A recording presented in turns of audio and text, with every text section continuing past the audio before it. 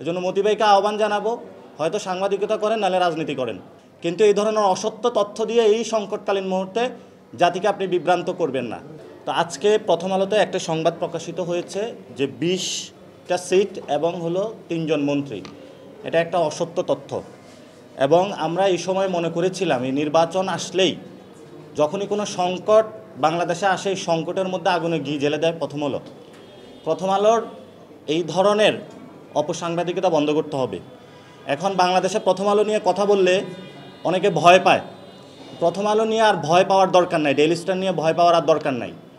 এটা একটা তারা মিথ্যা কথা বলেছে, অসত্য তথ্য দিয়েছে।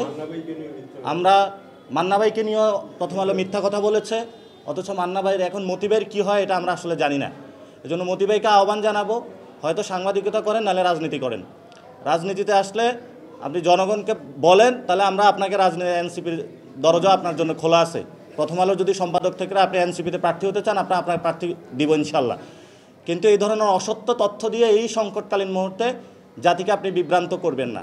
আর আমরা আজকে এখানে একসাথে হয়েছি, পুরো বাংলাদেশে আপনারা দেখবেন মারামারি কাটাকাটি, এই যে রোড ব্লক, তারপর হলো আগুন জ্বালাচ্ছে মনোনয়ন বাণিজ্য নিয়ে।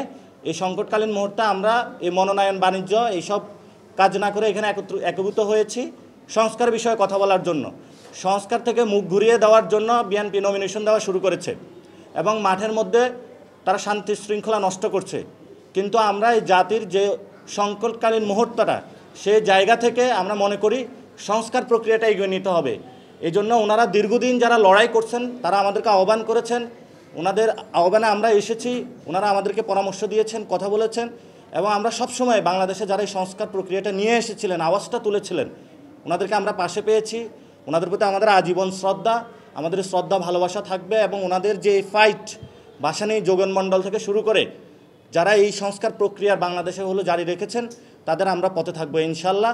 তবে আমরা পার্লামেন্ট হাউসও ছাড়বো না, আমরা পার্লামেন্টেও যাবো ইনশাল্লাহ।